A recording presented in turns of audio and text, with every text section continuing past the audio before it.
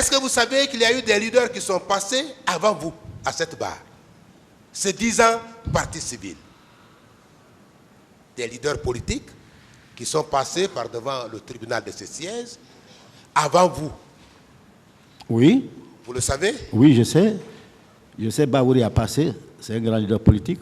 Est-ce que vous comprenez pourquoi? Est-ce que vous comprenez pourquoi je vous dis honnête, docteur? Bon, je suis honnête. J'ai juré d'être honnête toute ma vie. Oui, maître. Très bien, docteur. Nous avons ici, à cette barre, nous n'avons pas eu intérêt à vous poser des questions, mais je vous dis bien que nous avons été obligés par les avocats de la partie civile. Vous ne savez pas qu'ils ont tenté de vous induire en erreur en vous posant des questions relatives à ce que vous n'avez pas déclaré, docteur? Quand même, je ne suis pas né de la dernière pluie. On ne peut pas m'induire en erreur. Toute réponse que je donne, elle est bien réfléchie et elle vient du fond de mon cœur. Et la vérité. Donc je ne pense pas être induit en erreur. Vous avez donc été prudent, vous voulez dire? Certainement.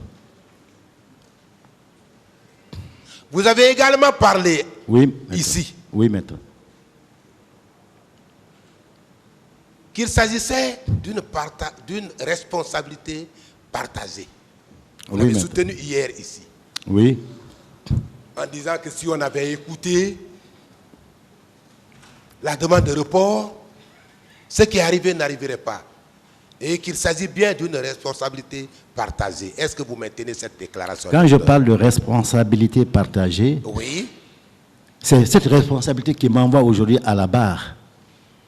Parce que en tant que responsable à un certain niveau, au 2e degré, j'ai participé à la sensibilisation de la population pour venir. Ils nous ont cru, ils sont venus. Parce qu'un leader, c'est celui qui montre le chemin.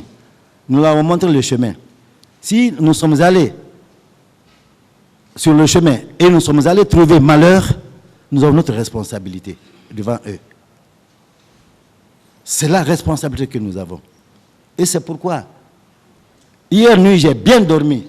Depuis 2013 jusqu'à aujourd'hui, je n'avais pas dormi. Comme j'ai dormi hier nuit. De telle sorte que... Moi, je vous crois. Hein? Non, je vous dis très sincèrement. Parce que je me dis, voilà, aujourd'hui, ceux qui sont en haut, ils nous voient, ils voient que nous sommes en train de les défendre. Et donc, moi, je me dis, si j'étais mort, aussi, il y aurait quand même parmi eux qui allaient nous défendre. Voilà ma responsabilité. Et c'est cette responsabilité morale. Et c'est pour cette raison, je témoignerai où que ce soit, et je ne dirai que la vérité. Et je n'accepterai pas un seul franc de quoi que ce soit, parce que rien ne pourra les faire revenir. Alors, ça, c'est la responsabilité que nous, leaders, nous avons. Parce que si nous n'avions pas dit aux militants de venir, ils ne seraient pas venus. C'est nous qui l'avons sensibilisé de venir. C'est notre responsabilité morale envers eux. Et c'est pourquoi je me suis même offert volontairement pour prendre en charge dans une ONG les blessés du 28 septembre. Alors, la responsabilité de l'État, c'était effectivement de ne pas venir tirer sur nous à bout portant. Ils avaient des balles, ils avaient des matraques, ils avaient la bombe lacrymogène. Ils pouvaient venir nous arrêter un à un, parce que nous étions dans un enclos, s'il faut le dire comme ça, et nous traduire devant la justice pour dire pourquoi nous avons failli à leur ordre. On aurait dit que nous avons voulu exercer. Bon, la justice allait trancher si c'est nous ou eux qui avaient raison. Alors c'est pour cette raison que je dis que la responsabilité, elle est partagée. En tout cas, ce qui est constant, c'est qu'il y a des Guinéens, des frères à nous, vous et moi, des sœurs à nous, vous et moi, parce que nous sommes tous Guinéens, qui sont aujourd'hui sous terre. Il y en a qui sont assis ici, il y en a qui sont handicapés par la bêtise humaine. Très bien, docteur. Vous savez que vous êtes en train de parler à tout le peuple de Guinée? Est-ce que vous le savez? Bon, si monsieur, oui. Mais je parle entre moi et Dieu. Encore une fois, oui. Je vous crois au mot. Merci. Docteur. Oui, maître. Vous allez me permettre, nous allons parler de l'intérieur du stade. Oui, maître. Comment vous êtes arrivé à l'intérieur du stade, vous, docteur? À pied, dans la foule. Oui, comment vous êtes arrivé à l'intérieur du stade? Bon, je suis dans l'ambiance, parce que déjà, la foule était tellement immense que même le passage de Kegolo nous interdisant de venir, on avait oublié. Et moi-même, les militaires que j'avais passés, j'avais oublié. Et la mise en garde que mon frère m'avait donnée à 5h45 du matin, j'avais oublié. J'étais tellement euphorique, parce que vraiment, c'était l'ambiance. On ne peut pas imaginer que c'était comment dirais-je, le calme avant la tempête. Donc, ils sont rentrés bousculés, on est même bousculés, chacun, on se bousculait et nous sommes arrivés au stade, la pelouse, après monter au gradin et je suis allé me hisser au niveau des leaders que j'ai cités et que vous connaissez tous. J'étais à côté d'eux. Voilà comment je suis arrivé là. Merci beaucoup. Vous vous bousculiez avant d'arriver à la loge officielle. Oui. C'est ça? Parce qu'il y avait beaucoup de personnes. Et dans ça, comment vous avez trouvé? Est-ce que vous pensez que l'organisation était bien faite? Non, on ne pourra pas parler d'organisation là-bas. Dans l'intérêt d'une paix? On ne pourra pas parler d'organisation. Étant à l'intérieur du stade, on ne pourra pas parler d'organisation. Avant d'arriver à la loge officielle, on ne pouvait pas parler d'organisation. On ne pourra pas parler d'organisation. C'était le désordre total. Évidemment, c'était l'ambiance. C'était la fête. Bousculade totale. Bousculade totale. Oui, parce qu'il y a beaucoup de personnes. Désordre total. Bon, comme vous l'entendez, en tout cas, c'est de l'ambiance. Oui, je voudrais que l'on soit précis. Oui. À l'attention du tribunal, qui a besoin d'être éclairé.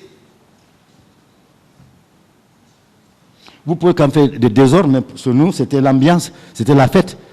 C'est comme si vous allez à la fête foraine. On danse, on crie, on chante. Il n'y a personne pour dire non, toi ne saute pas haut, toi ne t'assois pas. Chacun fait ce que son instinct le guide de faire. N'est-ce pas? Oui. Docteur. Oui, maître. Quand vous êtes arrivé à la loge officielle. Oui, maître.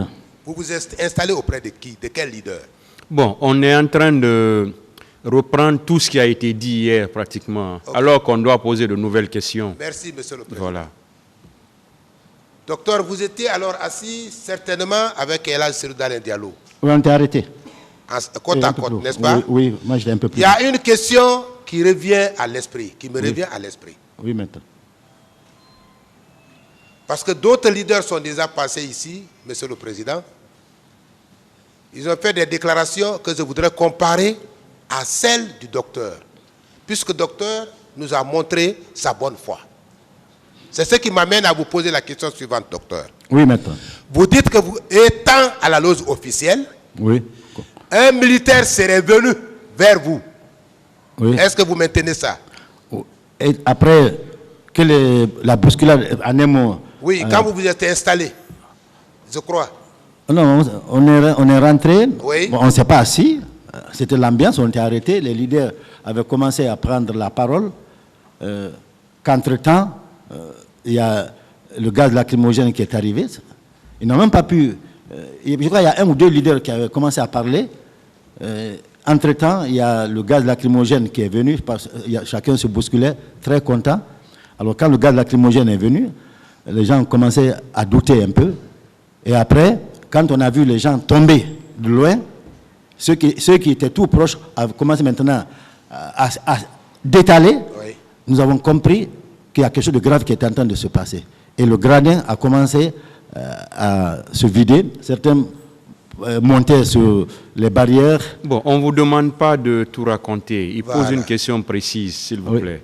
Allez-y avec votre question, maître. Merci, monsieur le président. Oui. J'ai voulu savoir, étant assis, pendant que les leaders étaient en train de s'adresser à la masse,